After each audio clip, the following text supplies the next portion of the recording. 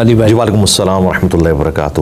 کیسے ہیں آپ؟ الحمدللہ علی کل حال. لوگ تو نام کے ساتھ مولانا، مفتی یا علامہ لکھتے ہیں، جبکہ آپ اپنے نام کے ساتھ انجینئر لکھتے ہیں، اس کی کیا وجہ ہے؟ میکینیکل انجینئرنگ میں نے کی ہوئی ہے الحمدللہ، اور میں اسی کا اہل ہوں کہ اپنے ساتھ اس ڈگری کی وجہ سے انجینئر لکھوں. ویسے جو پاکستان کے اندر مفتی یا علماء کی ڈگریز جو لیتے ہیں نا پراپر مدارس سے، وہ اتھرائز ہوتے ہیں اپنے ساتھ اس طرح کے القابات لکھنے کے. تو ایک تو یہ ریزن ہے میں آفیشلی اس طریقے سے کوالیفائڈ نہیں ہوں کہ میں وہ ڈگریاں اپنے ساتھ منسوب کروں.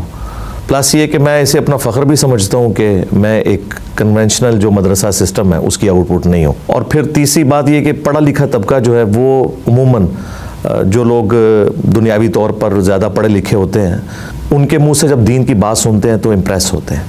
یہی وجہ ہے کہ آپ دیکھیں اس وقت الحمدللہ ہماری سوشل میڈیا کے اوپر، یوٹیوب پہ دیکھ لیں، فیس بک، واٹس ایپ کے اوپر، باقی جگہوں پہ کسی بھی اور مذہبی پلیٹ فارم کی اتنی ویورشپ نہیں ہے جتنی ہماری ہے الحمدللہ.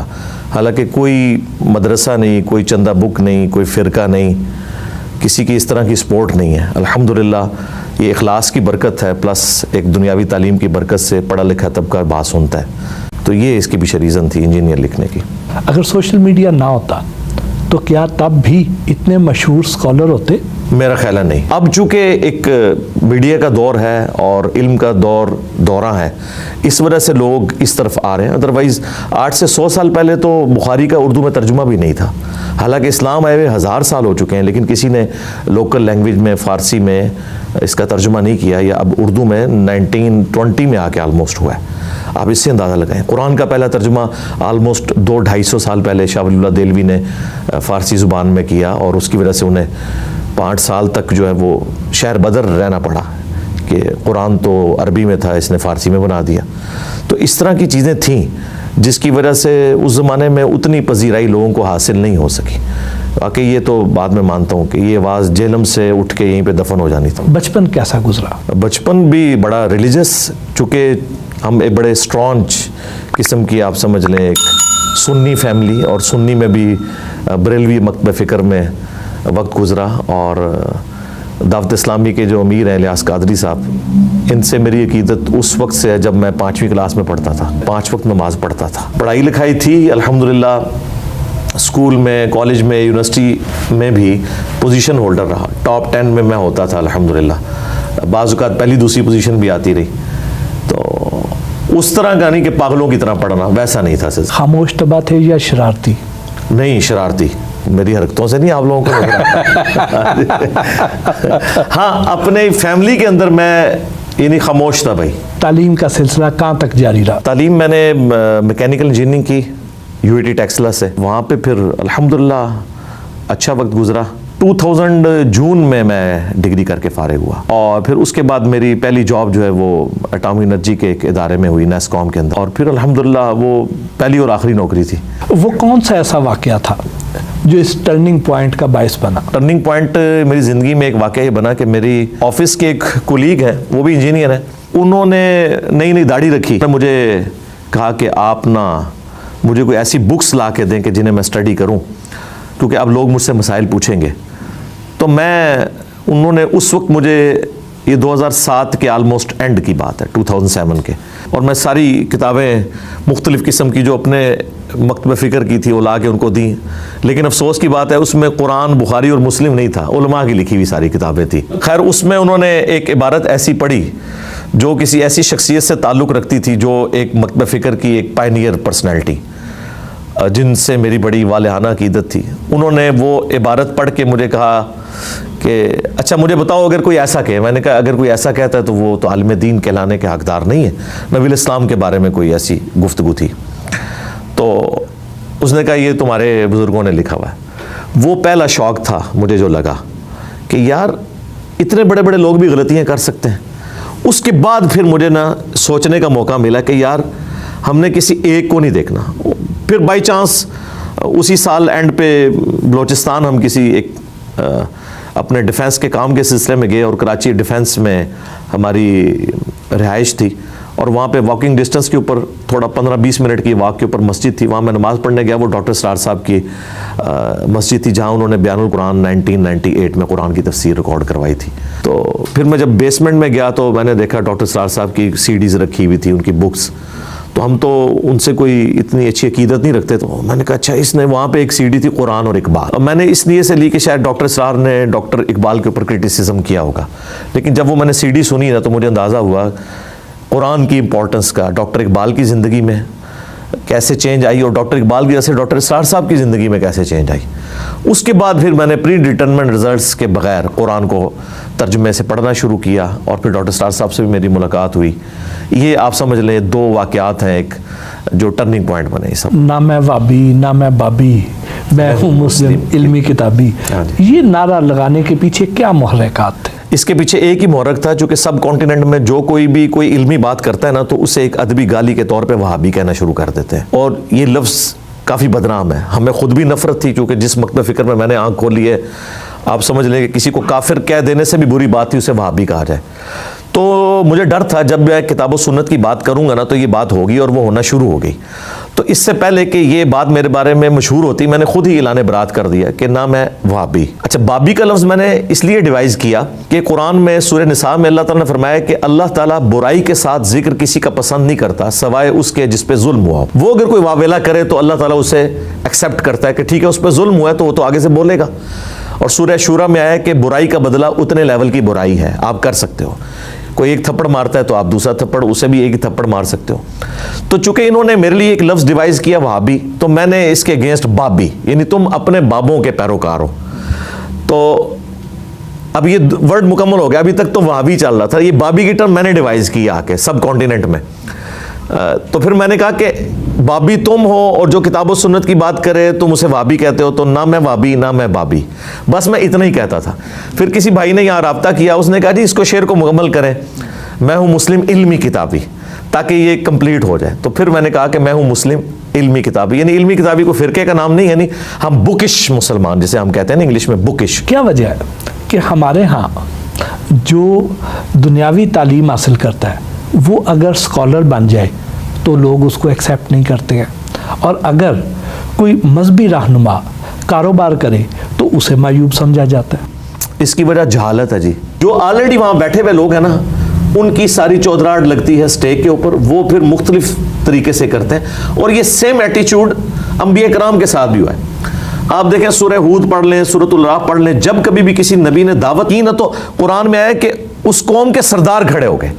اب سردار کیوں کھڑے ہوتے تھے؟ عوام تو غریب تو قبول کرتے تھے, سردار اس لیے کھڑے ہوتے تھے, وہ یہ سمجھتے تھے ہم جس طرح عوام کا استحصال کر رہے ہیں نا, اور ہم لیڈرشپ ہیں, یہ ہم سے لیڈرشپ آ کے چھین رہا ہے.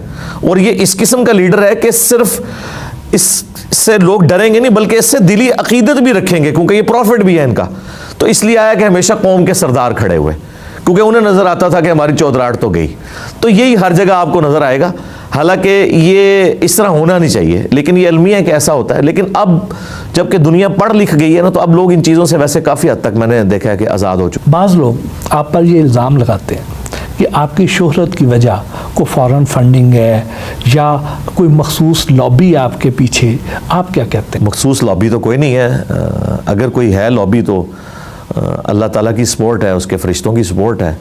وَأَيَّدْنَاهُ بِرُوحِ الْقُدُسِ, اللہ تعالیٰ کی ہمیشہ سنت رہی ہے کہ وہ فرشتوں کے ذریعے اپنے بندوں کی مدد فرماتا ہے. تو اگر کوئی سمجھتا ہے اس طرح کی لابنگ ہے تو اسے میرا ماضی نہیں پتا. میں نے 15 سال سے زیادہ ڈیفنس آرگنائزیشن میں جاب کی ہے, نیسکوم میں, NDC میں. وہاں ہماری یعنی جاب سے پہلے بھی سیکیورٹی کلیئرنس ہوتی ہے, جاب کے دوران بھی سیکیورٹی کلیئرنس ہوتی ہے, اور یہ تو مجھے اپنے اس دعوت کی مصروفیات کی وجہ سے ایز اے لاسٹ ریزارٹ مجھے یہ ریٹائرمنٹ لینی پڑی. اور اب تک میرا تعلق ہے, میں اس یعنی ایک ریڈ لائن کو تو کراس نہیں کر سکتا. تو باقی علماء دین کا یا مذہبی اسکالرس کا مجھے نہیں پتا کہ وہ انڈر آبزرویشن اس طرح کے ہیں یا نہیں, لیکن میں تو ہوں, اور میری دوستی یاریاں بھی ساری انہی اداروں کے اندر ہیں. تو میں ایک کھلی ہوئی کتاب ہوں.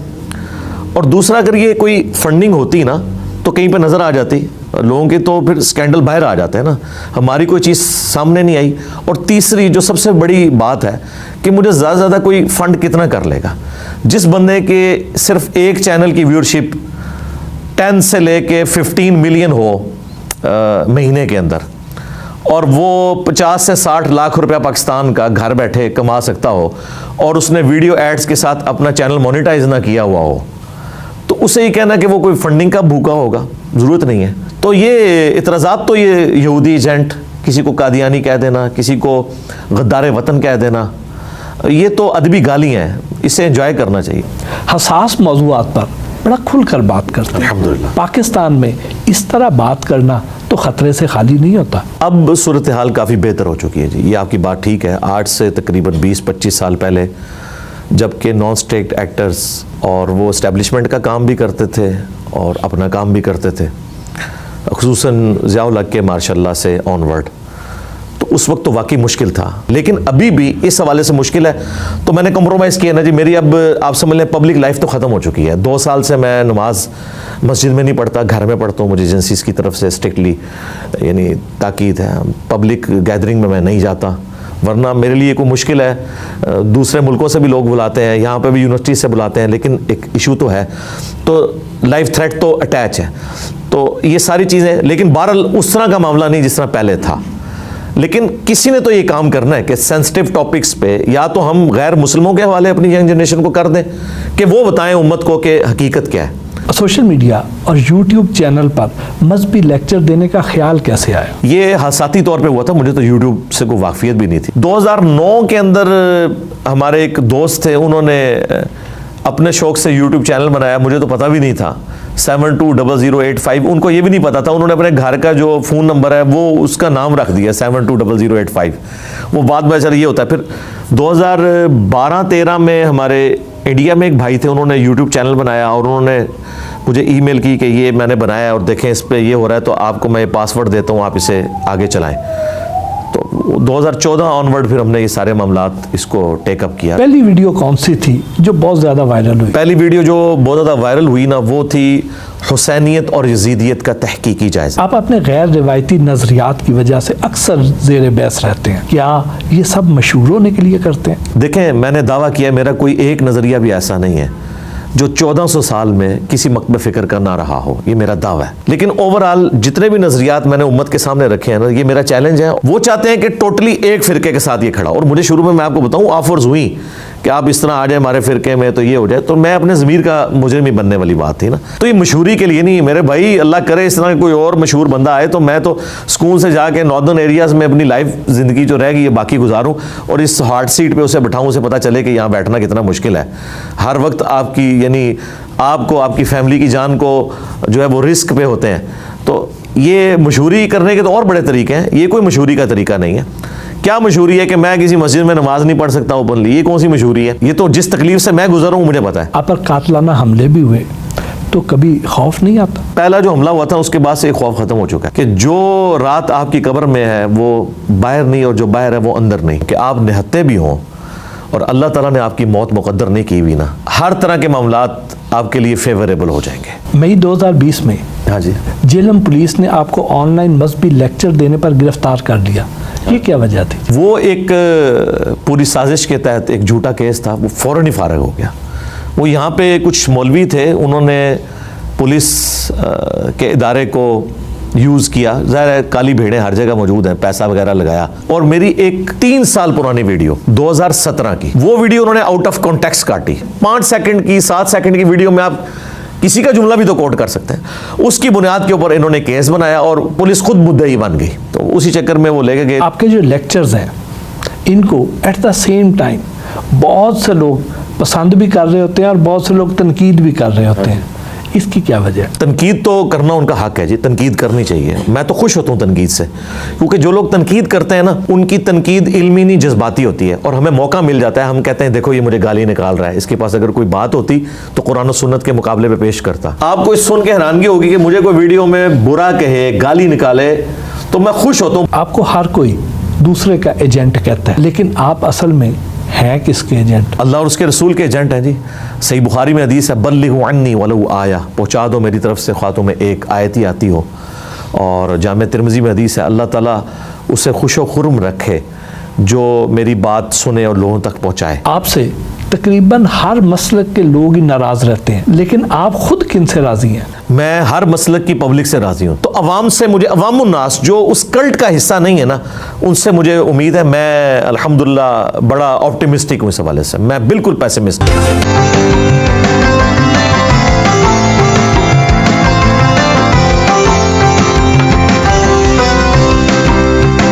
کس عالم دین کو فالو کرتے ہیں؟ فالو تو ہم کریں گے قرآن و سنت کے دلائل کو، اور مجھے کوئی آر محسوس نہیں ہوتی کسی بھی ٹاپک کے اوپر. جب بھی میں نے کوئی پوائنٹ آف ویو دینا ہوتا ہے تو میں مختلف مکاتب فکر کے جو بڑے علماء ہیں سب سے پہلے تو ان کی بکس پڑھتا ہوں. باقی اگر آپ کے شوق کے ساتھ تو ویڈیوز اگر میں دیکھتا ہوں تو مولانا اسحاق صاحب کی رحمہ اللہ تعالی، جاوید احمد غامدی صاحب، ڈاکٹر ذاکر نائک، اور سب سے زیادہ جس کو میں نے سنا ہے وہ ڈاکٹر اسرار صاحب ہیں رحمہ اللہ تعالی. آپ بابوں کے اتنے خلاف کیوں ہیں؟ لوگ تو کہتے ہیں کہ آپ بزرگوں کا تمسخر اڑاتے ہیں. لوگ اڑواتے ہیں بزرگوں کا تمسخر، میں تو نہیں اڑاتا. میں جب کبھی بھی بزرگوں کی طرف منسوب جھوٹی کہانیوں کا ذکر کرتا ہوں تو میں اس میں بار بار کہتا ہوں کہ میں 1000 ٹن حسن ظن رکھتا ہوں کہ یہ انہوں نے نہیں کہا ہوگا. تو میں ان کی طرف جو جھوٹی سٹوریاں مشہور ہیں، اب دیکھیں شیخ عبد القادر جیلانی رحمۃ اللہ علیہ، بریلوی، دیوبندی، اہل حدیث، تینوں کے نزدیک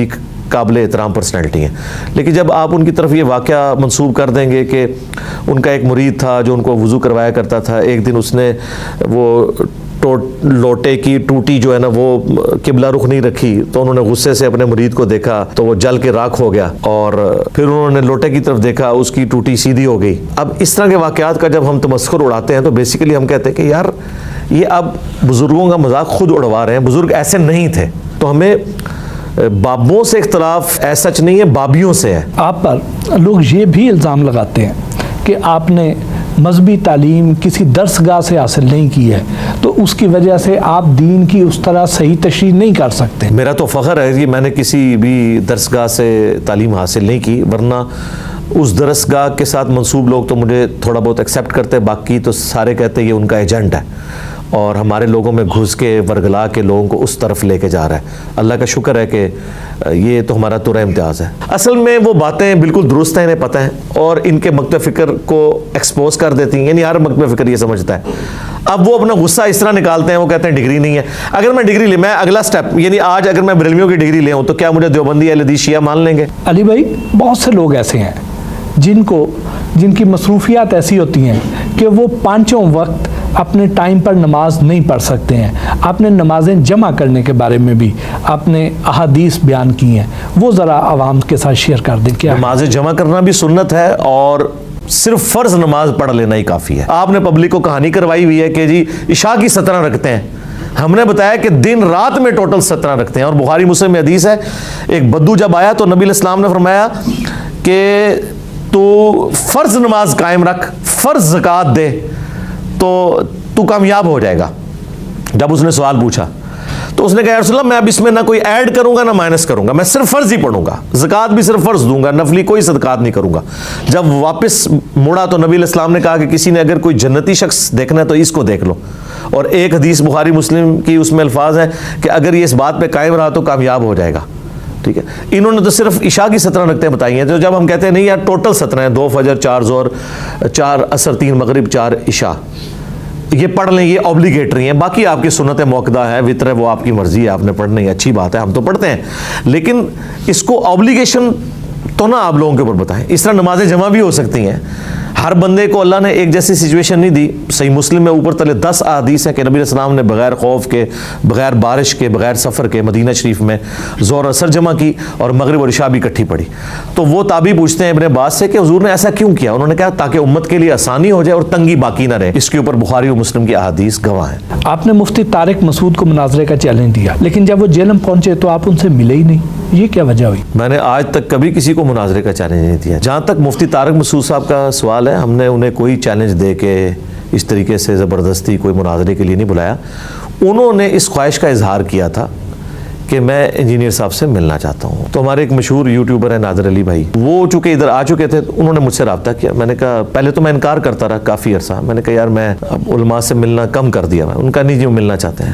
میں نے کہا ٹھیک ہے, پھر ان کو لے آئے آپ. وہ کہتے ہیں میں بھی ساتھ آؤں گا. پھر میں نے ویڈیو میں بھی آفیشیلی کہا کہ آپ آئیں اور ہمارے آنے کا فائدہ ہو. جب دو مختلف اسکول آف تھاٹ سے تعلق رکھنے والے لوگ علمی طور پہ بیٹھتے ہیں تو ایک دوسرے سے چیزیں ڈسکس کریں. تو میں نے کہا یہ ہم بنیادی چیزیں ایک دوسرے کے بارے میں ڈسکس کریں گے جو عقائد سے متعلق ہیں. اب ظاہر ہے کہ مجھے پتا ہے کہ وہ میں نے ایک ایسی بات کی تھی جو ان کے لیے مشکل تھی اس کو ڈیفینڈ کرنا. تو وہ اس کے بعد آئیں مائیں شائیں کرتے رہے. پھر کچھ عرصے کے بعد بغیر اعلان کے آئے. تو جب ملنے کے لیے آ رہے ہیں تو بتائیں, اور نہ نادر علی بھائی کو بتا کے آئے.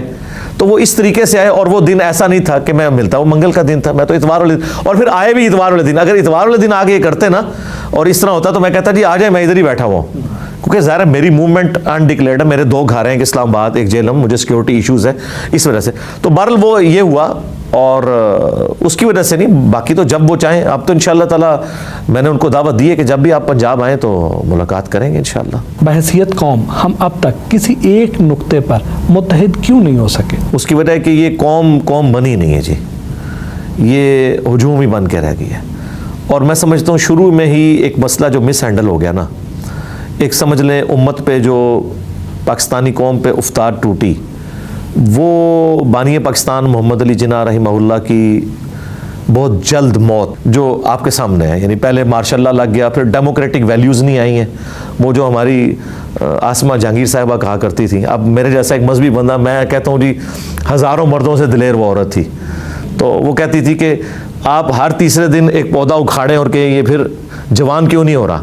جب ہر تیسرے دن آپ ڈیموکریٹک گورنمنٹس کو ختم کر دیں, پھر اس کا اینڈ رزلٹ یہ ہوگا کہ یہاں پہ ڈیموکریٹک ویلیوز نہیں آئیں گی. جس یورپ اور امریکہ کی ہم مثالیں دیتے ہیں وہ ہم سے زیادہ لڑا کرتے تھے. تو آپ جس چیز کو بھی ڈیپ ڈگ کریں گے نا تو ڈیموکریٹک ویلیوز کا ختم ہونا اس ملک سے, یہ اصل ریزن ہے جی. باقی سب اس کے بچے ہیں. پاکستان میں ایک طرف مذہبی انتہا پسندی بڑھتی جا رہی ہے اور دوسری طرف لبرلزم بھی تیزی سے پھیل رہا ہے. یہ کیا وجہ ہے؟ لبرلزم پھیلنے کی وجہ بھی ہمارا مذہبی طبقہ ہی ہے. میں تو مجرم انہی کو سمجھتا ہوں. جب یہ مذہب کو اس طرح پرورٹڈ کر کے لوگوں کے سامنے پیش کریں گے اور اس کی ایسی غلط پکچر پیش کریں گے کہ کوئی شخص ایک سٹیکر پھاڑ دیتا ہے جسے اس کا مطلب بھی نہیں پتا, اور آپ اس بندے کے ٹکڑے ٹکڑے کر دیتے ہیں, اور پوری دنیا کے اندر کیا امیج گیا. پرورٹڈ نیچر جس مذہبی طبقے کی ہو چکی ہے, اس کا آپ سمجھ لیں ریئیکشن ہے یہ ہمارا جو لبرلزم ہے. یہ دوسری طرف یہ ہوگا جب آپ مذہب کو اس طریقے سے ٹھونسیں گے لوگوں کے اندر, اور مذہب کی غلط انٹرپریٹیشن کر کے, اور لوگوں سے ان کا جینے کا حق چھینیں گے, تو ظاہر ہے کہ دوسری طرف لبرل لوگ تو پیدا ہوں گے, وہ کہیں گے یار یہ کیا دین انہوں نے بنا لیا ہوا ہے. ٹھیک ہے, آپ سب کو رائٹ دیں. میں کہتا ہوں ہر بندے کو رائٹ ہونا چاہیے. تو یہ جو زبردستی کا جو اسلام گھسیڑا گیا نا ہماری مذہبی جماعتوں کی طرف سے اور مذہبی لوگوں کی طرف سے, اور وہ اسلام جو اسلام کے ساتھ تعلق بھی نہیں رکھتا تھا, ان کی ذاتی خواہشات کا نام تھا, اس کے ریئیکشن میں لبرلزم پھیلی ہے. لیکن ہمارے اس پلیٹ فارم نے اس کے آگے باندھ دیا ہے. ہم نے لوگوں کو بتایا ہے. دیکھیں نور مقدم کا کیس ہوا ہے, میں نے کسی عالم دین کو اسے کنڈیم کرتے ہوئے نہیں سنا. یہ تو ضرور سنا ہے, آپ کے صحافی برادری میں بھی کتنے لوگ ہیں جو یعنی وی لاگس بنا کے کہہ رہے ہیں وہ تو عورت اس کردار کی مالک تھی اور یہ تھی وہ تھی. یار یہ چیز ڈسکس ہو رہی ہے اس وقت. میں نے سپورٹ کیا, جب کورٹ کا فیصلہ آیا میں نے اسے سپورٹ کیا. ہر ایشو کے اوپر آپ جہاں پہ بھی کوئی یا لبرلز بول رہے ہوتے ہیں جنہیں آپ کبھی خونی لبرلز کہہ دیتے ہیں, میں بولتا ہوں کہ یار یہ انسانیت کی بات کرو. جس مذہب میں انسانیت نہیں وہ تو مذہب ہی نہیں ہے نا جی. کیا پاکستان میں خواتین کو وہ حقوق دیے جا رہے ہیں جو اسلام نے بتائے ہیں؟ بالکل نہیں دیے جا رہے جی, مذہبی لوگ بھی نہیں دے رہے. دیکھیں پنجاب میں تو شاید ہی کہیں آپ کو سننے کو ملے کہ عورت کو وراثت میں حصہ ملتا ہو. وراثت اتنی کرٹیکل چیز تھی کہ اللہ نے اسے حدیثوں میں نہیں چھوڑا, قرآن میں سورہ نساء میں بیان کیا. یہاں پہ کیا ہوتا ہے کہ کوئی بھی عورت اپنے باپ کے مرنے کے بعد اپنے بھائیوں سے جائیداد نہیں مانگ سکتی, وراثت میں حصہ نہیں مانگ سکتی. اس کے علاوہ جو پاکستان کا سب سے بڑا مسئلہ ساس اور بہو کا ریلیشن شپ ایک بہت بڑی مصیبت ہے. اس میں ہی پوری زندگی لوگ الجھے رہتے ہیں, اور وہ شادی کر کے جب عورت کو لے کے آتے ہیں وہ سمجھتے ہیں کہ اب میری بہنیں تو چلی گئی ہیں, اب یہ ایک نئی ملازمہ میں نے اپنی ماں کو رکھ کے دیا. حالانکہ اسلام میں ساس اور بہو کا کنسیپٹ ہی کوئی نہیں ہے. آپ کو اس پہ نہ کوئی آیت ملے گی نہ حدیث ملے گی. جو کچھ ملے گا ماں باپ کے حقوق ہے. اسلام میں تو ہے شادی کے بعد فیملی علیحدہ ہو جائے گی. یہ تو ہمارے اب لیونگ سٹینڈرڈ بڑھ گئے نا, جس کی وجہ سے جوائنٹ فیملی سسٹم ہے. اسلام میں جوائنٹ فیملی سسٹم نہیں ہے. فیملی اسلام میں میاں بیوی اور بچے ہیں. ماں باپ کا حق آپ نے پورا کرنا ہے, لیکن بیوی کے ذریعے نہیں, آپ نے خود کرنا ہے. پھر تیزاب پھینکنے کے واقعات, اور پھر جو غیرت کے نام کے اوپر قتل اور اسے اسلام کا نام دینا. میں یہ کورٹ میرج کے بالکل خلاف ہوں. میں کہتا ہوں اس طرح کی میرجز نہیں ہونی چاہیے, لیکن اسلام نے اس چیز سے بھی منع کیا ہے کہ زبردستی آپ کسی کو کسی کے ساتھ بیعت ہے. اس میں بھی بیلنس ہونا چاہیے. یہ عورت مارچ جب ہوا تھا تو میں اس پہ بھی بولا تھا, ادھر جو پلے کارڈز اٹھائے گئے, کچھ تو اٹھائے گئے تھے, کچھ ایڈوب فوٹو شاپ میں ان کو بدنام کرنے کے لیے کیا گیا تھا. طریقے پہ سارے بات کر رہے ہیں, لیکن وہ جس کے لیے کھڑی ہو رہی ہیں اس کے لیے کسی نے نہیں کھڑا ہونا.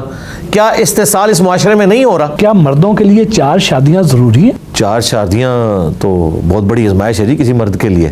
اسلام تو کہتا ہے شادی ایک کرنی ہے آپ نے, سورہ نساء میں لکھا ہوا ہے. اور یہ بات مردوں کو بری لگتی ہے, اکثر میں کرتا ہوں. قرآن میں واضح ہے کہ وہ جو 4 شادیاں بھی ہیں نا, وہ بھی پھر ایک لمبی ایک تقریر ہو جائے گی. اصل چیز جو قرآن میں بیان ہوئی ہے وہ یہ ہے کہ اگر تمہیں خدشہ ہو کہ تم انصاف نہیں کر سکو گے تو ایک عورت پر اکتفا کرو. 4 شادیوں کی اجازت ہے, حکم نہیں دیا گیا. اور سب سے حیران کو بات, نبی اسلام نے بھی ایک ہی شادی کی ہے. 24 سال جو آپ کا گولڈن پیریڈ ہے زندگی کا, ایک ہی عورت حضرت ختیجہ.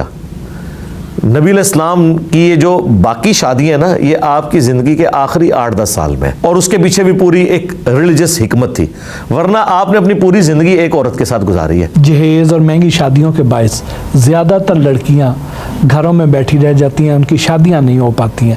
ان مسائل کا حل کیا ہے؟ ان مسائل کا حل جی حکومت کے پاس ہے. انڈیویجولی تو کوئی اس طرح کر نہیں سکتا, کیونکہ جن کے پاس زیادہ پیسہ ہے وہ کہتے ہیں کہ ہمارا شرعی حق ہے کہ ہم اپنی بیٹی کو گفٹ دیں, اور یہ حقیقت بات ہے. اس طرح کے جہیز کے تو میں بھی خلاف نہیں ہوں.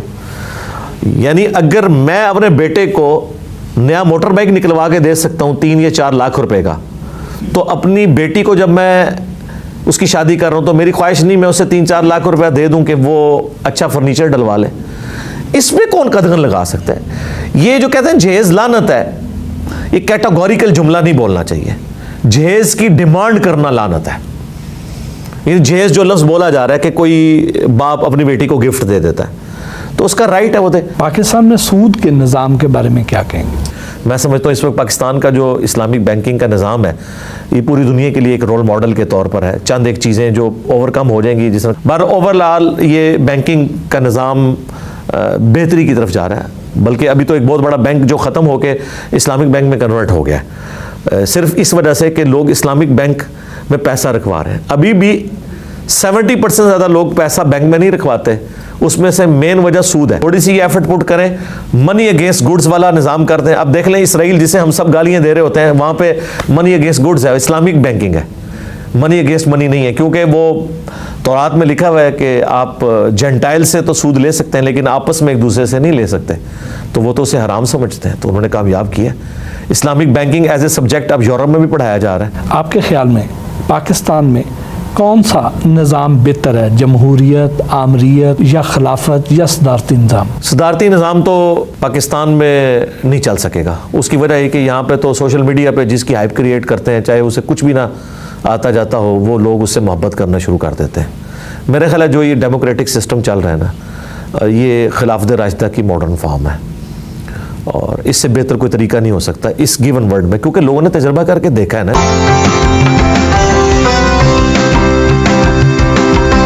اکیڈمی میں آئے شرکاء کے سوالوں کے جواب دیے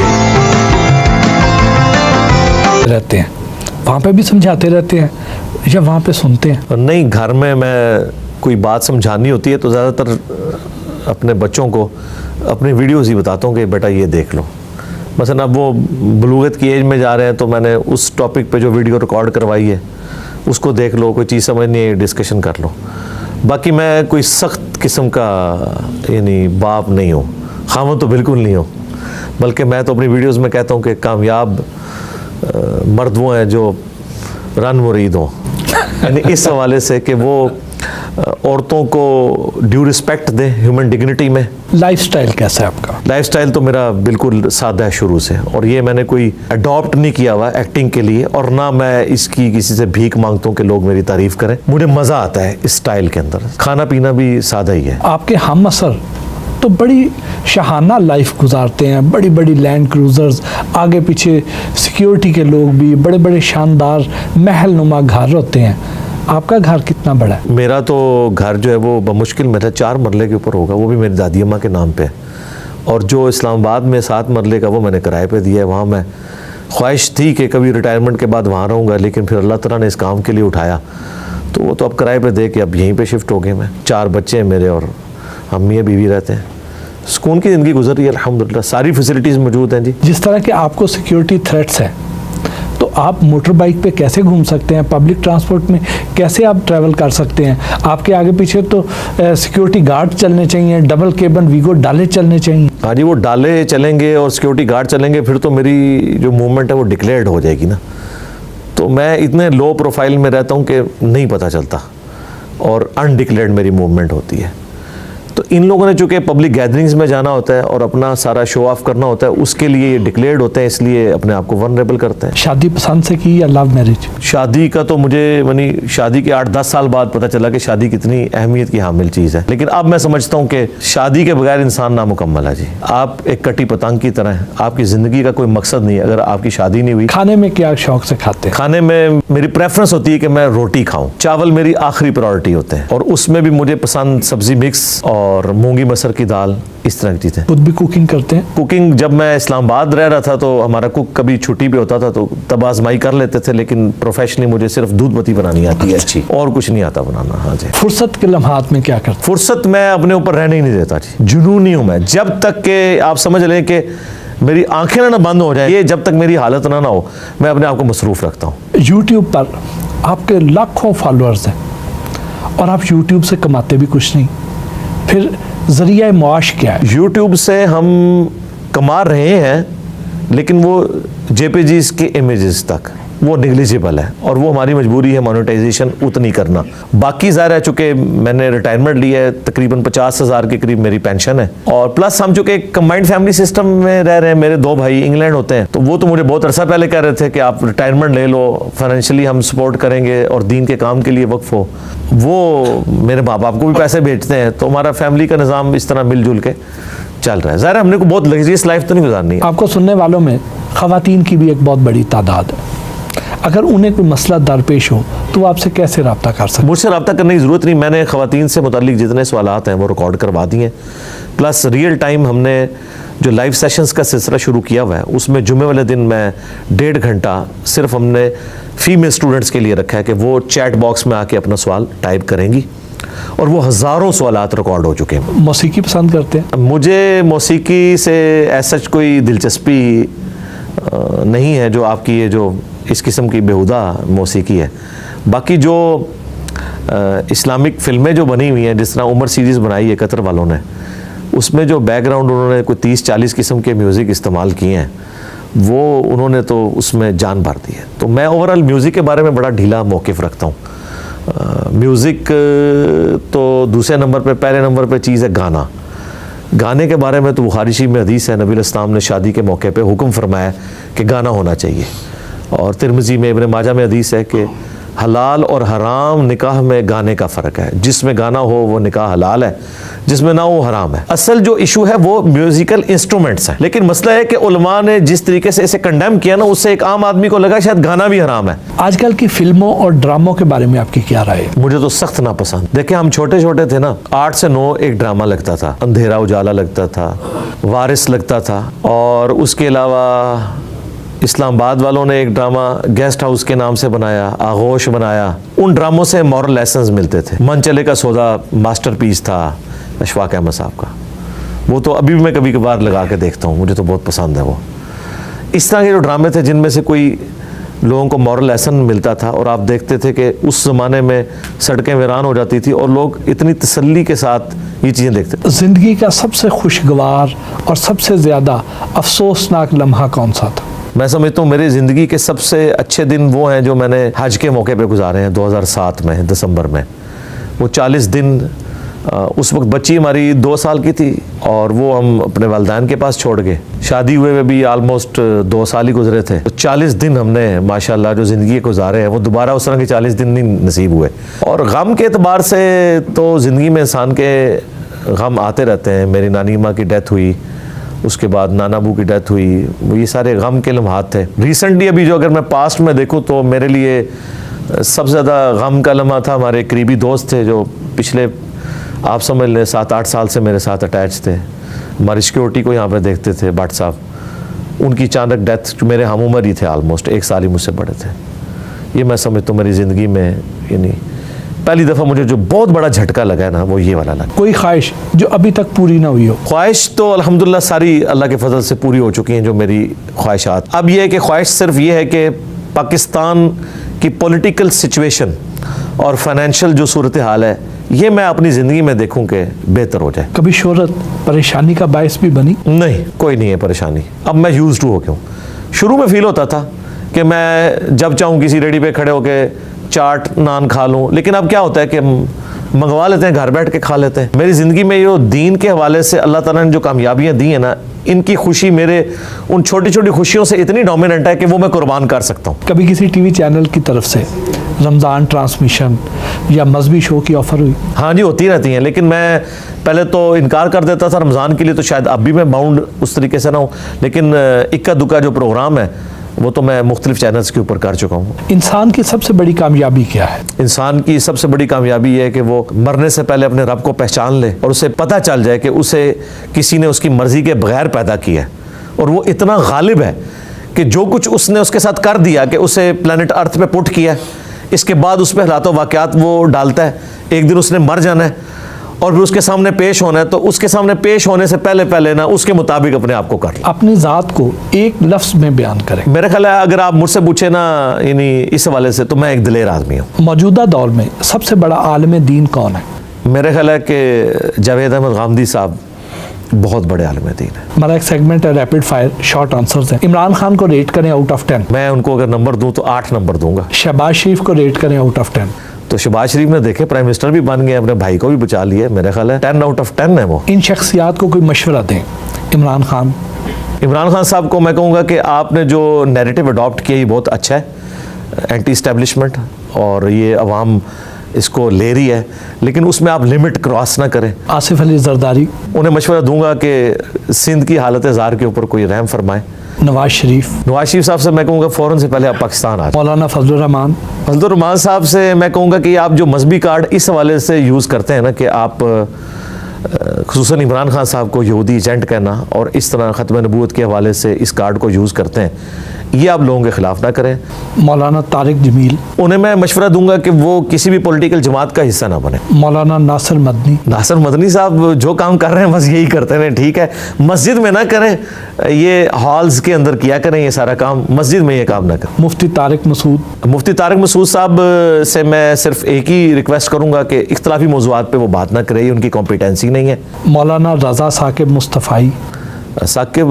مصطفی صاحب جو ہیں ڈیسنٹ آدمی ہے جی, اور وہ بھی کبھی کبھار کبھی غصے میں آتے ہیں تو وہ مخالفین کے بارے میں تھوڑا بہت کچھ کہہ دیتے ہیں, اوورآل تو وہ ٹھیک چل رہے ہیں. مولانا طاہر اشرفی, میرا خیال ہے انہیں پولیٹکس سے آزاد ہو کے نا اپنی کوئی جماعت بنانی ہے تو وہ بنائیں, یہ پارٹیوں کا حصہ نہ بنیں. علامہ طاہر القادری صاحب سے میں کہوں گا کہ آپ نے جو اب کینیڈا جا کے اناؤنسمنٹ کی ہے کہ اب میں پالیٹکس میں نہیں آؤں گا, تو یہ بہت بڑی اناؤنسمنٹ ہے.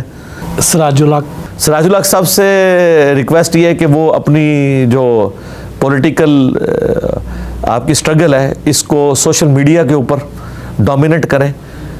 باقی ان کی پرسنالٹی بہت اچھی ہے, خود بھی سادہ زندگی ہے. مفتی منیب الرحمان, وہ جو اس وقت کام کر رہے ہیں وہی کریں, اور رویت ہلال کمیٹی کی دوبارہ چیئرمین اب بننے کی ضرورت نہیں ہے.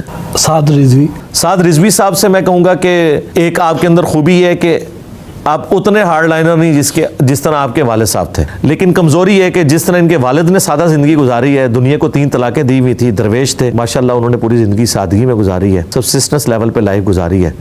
لیکن سعد رضوی صاحب کو جب ہم بڑی بڑی گاڑیوں میں دیکھتے ہیں نا تو ہمیں وسوسہ آتا ہے کہ آپ نے اپنی والد کی لیگیسی آگے نہیں لے کے چل رہے. بہت شکریہ سارا دن آپ کے ساتھ گزارا, بہت اچھا لگا, بہت کچھ سیکھنے کا موقع ملا. الحمدللہ, جزاکم اللہ خیرہ.